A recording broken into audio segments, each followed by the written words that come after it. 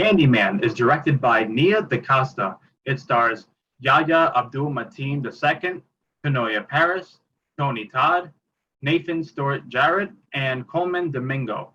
Candyman is a sequel to the 1992 horror film of the same name, and the setting of this film is 2019. We focus on the character Anthony and his girlfriend who live in a loft in Chicago. Anthony is a painter who is trying to get his name out there, but he's struggling to do so. One day he meets an old-timer who tells him the story of the legend of Candyman. And Anthony is very fascinated by the story. In some sort of way, he incorporates the story into his own work, and unknowingly, he opens the door to pure insanity and a terrifying wave of violence. I was highly anticipating this movie.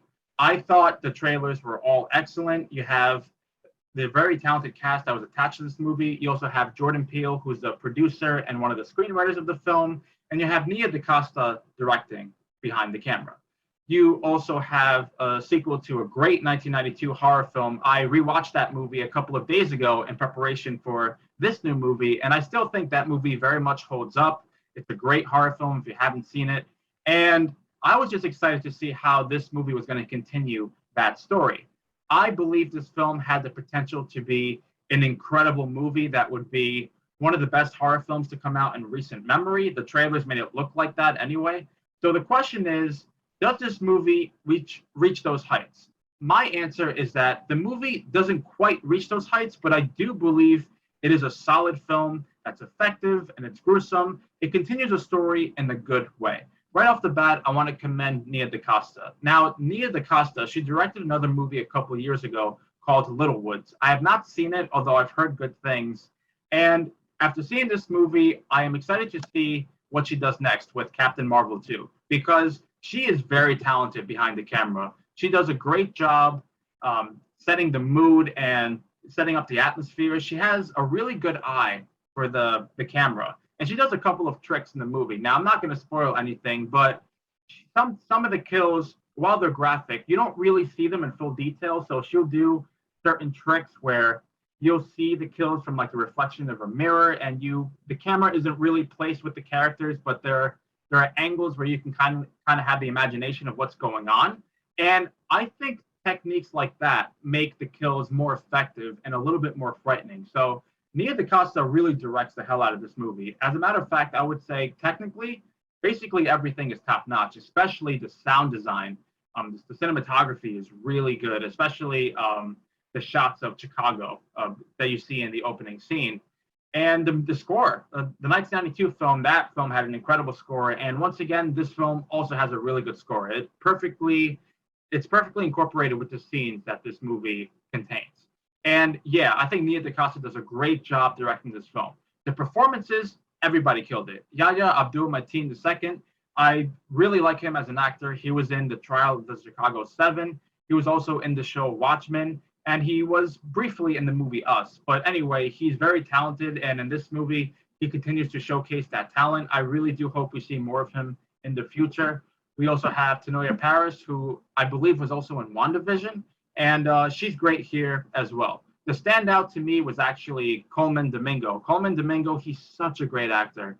And I hope one day we see a movie where he's a lead character, or at least he's like a secondary lead character, because I believe he has the capability of carrying a movie on his shoulders. And in this movie, he steals the show. I won't go too much in depth into what his character really is all about in this movie, but he does kind of have a significant role. And he killed it.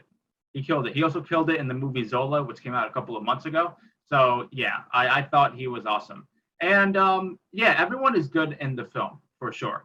This film continues the story in a good way, like I said before. You can tell Nia DaCosta, she loved the first one, and she's definitely interested in expanding the lore and exploring the origins of the character. And she does so in a pretty good way. I definitely liked how the movie continued the story of the first one. They reference a lot of things from the first one. I will say, if you haven't seen the first one, you won't be totally lost, but you won't appreciate it as much. And besides, I'd recommend the first one anyway, because it's a great movie. In any case, this film, like I said, it's well directed, it's effective, and it's horror. And I I thought overall it was a good movie. Now, in terms of flaws, I will say this movie is 90 minutes long. It's just too short. The third act, it definitely feels rushed. I think the movie could have benefited from being about 25 or 30 minutes longer. There are just certain things in the movie that it went from 0 to 100 really quick. And I think that the film would have been a lot more impactful if we had just fleshed out a couple of more things. And the ending is abrupt. And I didn't personally mind it, but I can see some people having a problem with it.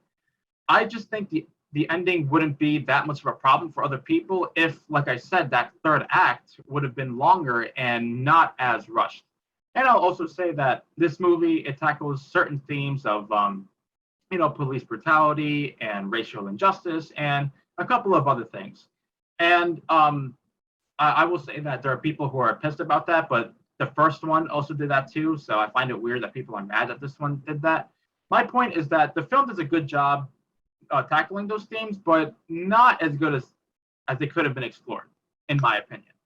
And the character Nathan Stewart Jarrett plays, he's funny sometimes, but there are other times where he's just not that funny, I guess. And they could have done more with his character, I believe.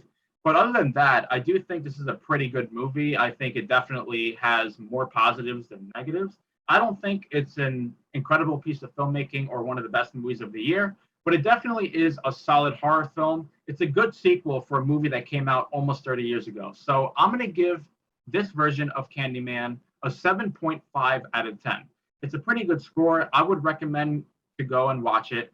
And I liked it. I had a good time. I was very excited for this movie. I will say it didn't meet my expectations, but it was pretty close. I mean, it was good, and I would watch it again, not in theaters, but if it was ever playing on HBO Max or something, and if a friend wanted to watch it, I would be willing to watch it again. So this version of Candyman gets a 7.5 out of 10.